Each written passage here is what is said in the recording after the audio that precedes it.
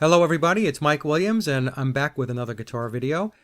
This time I'm going to talk about three recent Harley Benton guitars that I purchased. One will be the HB JA60, which is a Jazzmaster Jaguar style guitar. The other one is an HB60 WB, which is a hollow body electric bass. And last but not least is a TE40, and that is a Telecaster style guitar.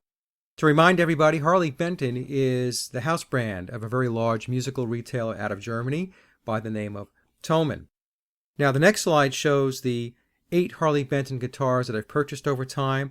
And let me just take you through them one by one, and then we're really going to focus on the last 3. Now, the first guitar I purchased was an HB35, which is an ES335 guitar. It's a very beautiful guitar. Cost with shipping was $195. The shipping out of Germany is approximately $30 to the United States. I graded the guitar an A-, and the minus was only because the pickguard had to be replaced. And the reason why I swapped out the pickguard, and you'll read about this in other HB35 reviews, by the way, I'm not the only one to come across this, is the pickguard was very low quality and it was not machined correctly. It looked like it was cut by hand. And so what I did was I ordered an ES335 pickguard from All Parts, and it required a little bit of trimming to have it fit around the pickups, but after I did that, it came out great. It looks great, and I'm very happy with it now. So my suggestion to Tele is, for such a beautiful guitar, you might want to consider just stepping up that pickguard a bit and making sure that the pickguard matches the rest of the guitar, which is a beautiful instrument.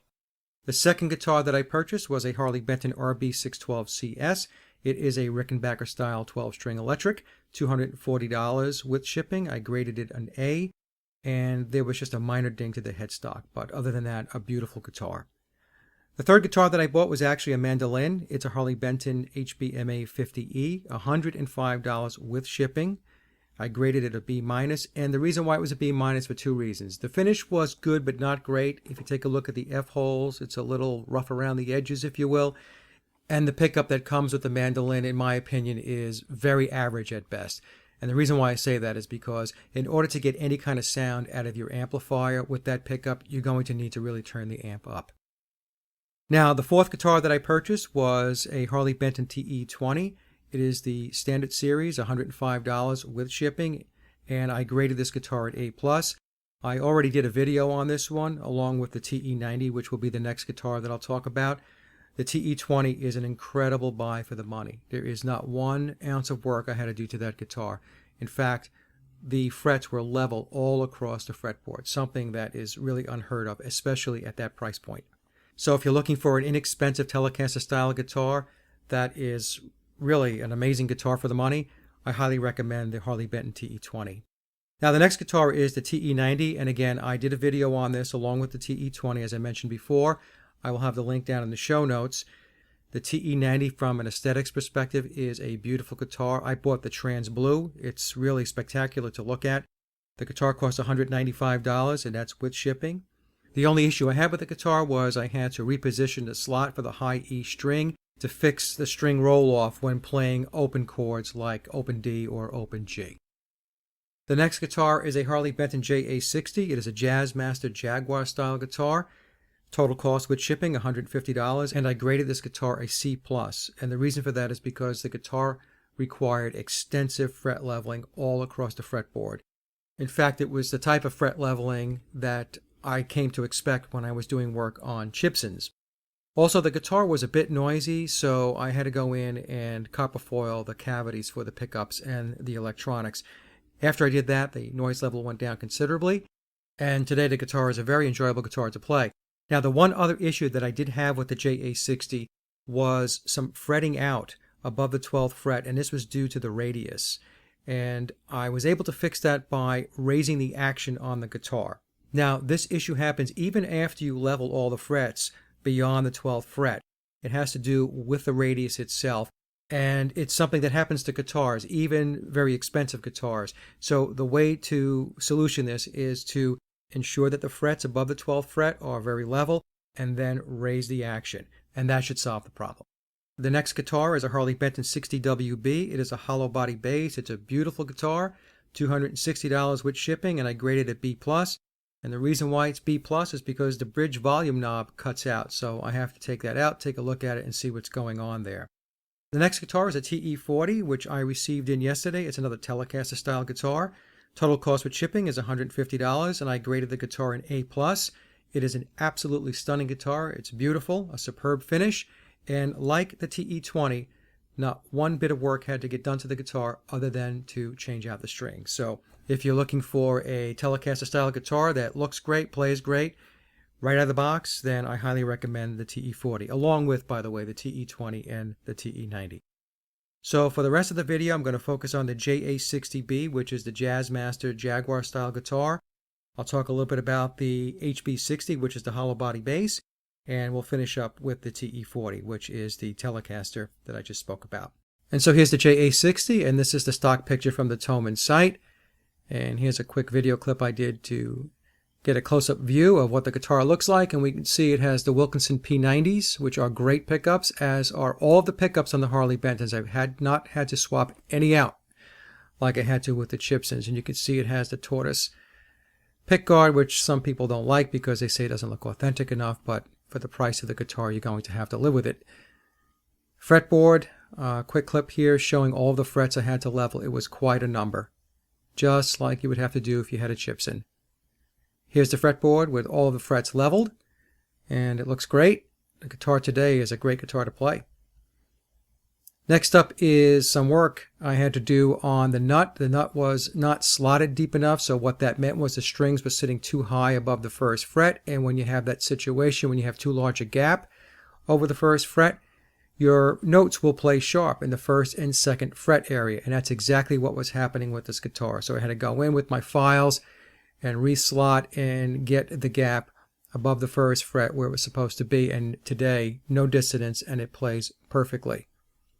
I also had to copper foil the inside of the guitar due to noise, as I mentioned earlier in the presentation, and to do that you would use Buzzkill, and you could buy Buzzkill on Amazon. It's about $15 for the can, and you'll be able to complete the entire cavity, both the pickups and where the electronics are.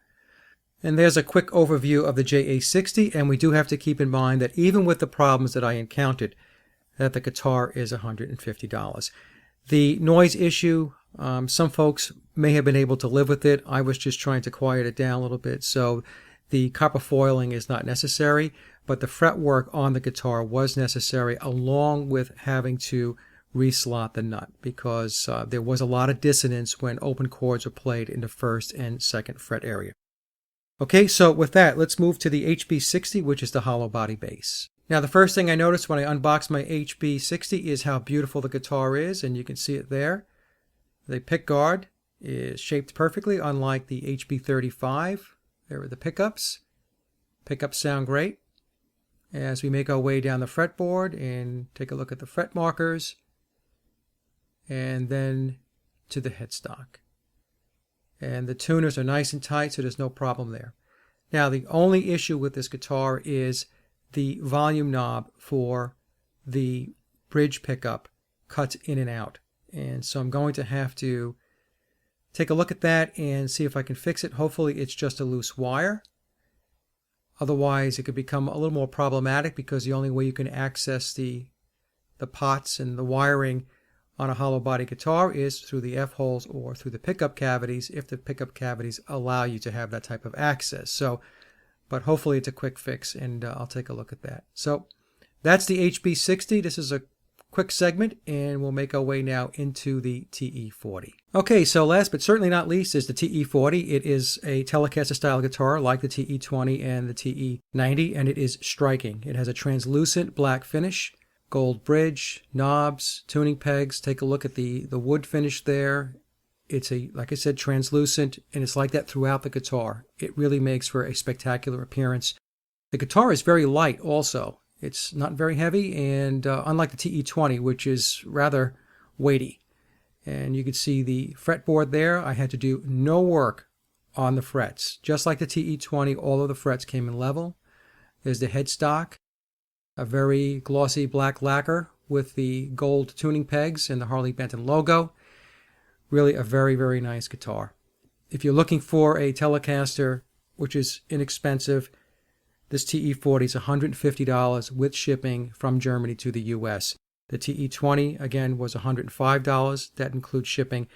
And the TE90, which is a semi-hollow Telecaster style guitar, was $195. So all of these Harley Bentons are really fabulous guitars. They really are for the money. Even the JA60, which is the Jaguar Jazzmaster style guitar, even with the fret work and having to reslot the nut, if you know how to do that work especially, you're getting a real bargain. You have to remember that the guitar is $150, and that includes $30 of shipping from Germany to the US. So these Harley Benton guitars, the quality that you receive for the price is absolutely amazing. It really is. And so with that, what I'm going to do is I'm going to wrap up with a little summary with regard to the Harley Bentons now that I have ordered and received and worked on 8 of them. And I'll leave you with that, and also a track from my album, Leaving Dystopia. I will be leaving the comment section open. I will have to approve the comments due to, as I've mentioned in previous videos, due to the fact that some people are unable to behave themselves. Okay, so I hope you enjoyed the video. If you have any questions, comment below and I will respond. Take care, you guys, and have a great day.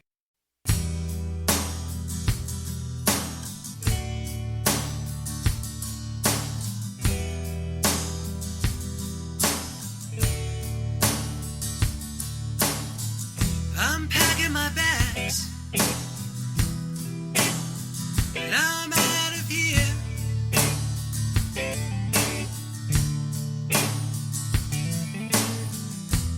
Riches to rags, can't live in fear.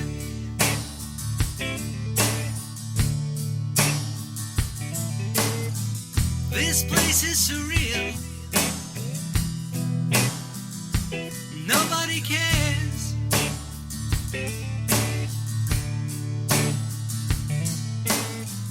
It has no feel, just blank stares.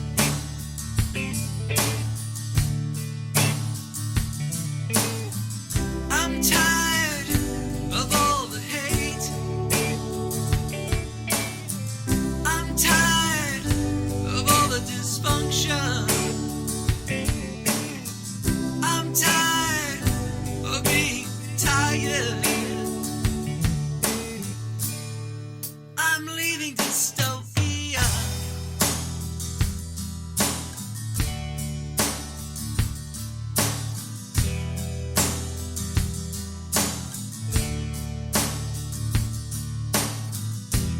I'm not a slave,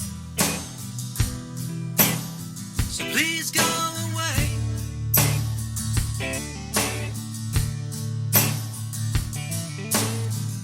I won't behave.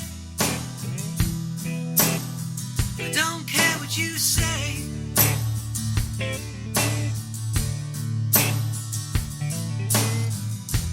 I don't sleepwalk. I crawl on my knees.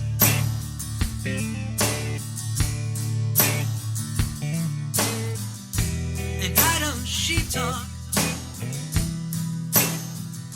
So you can be pleased.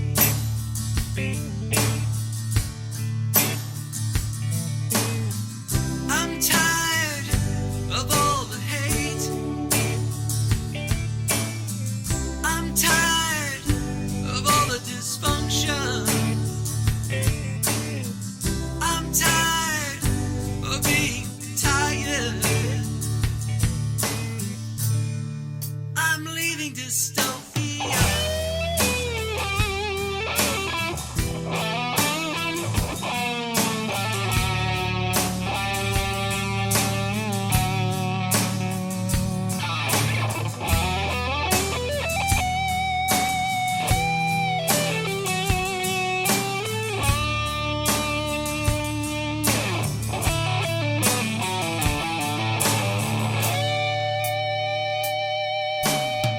I'm packing my bags,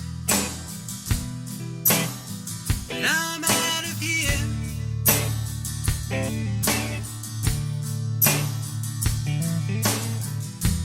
Riches to rags, can't live in fear.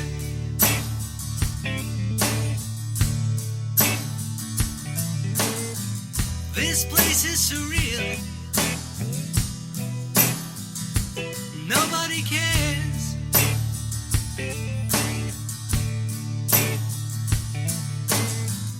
It had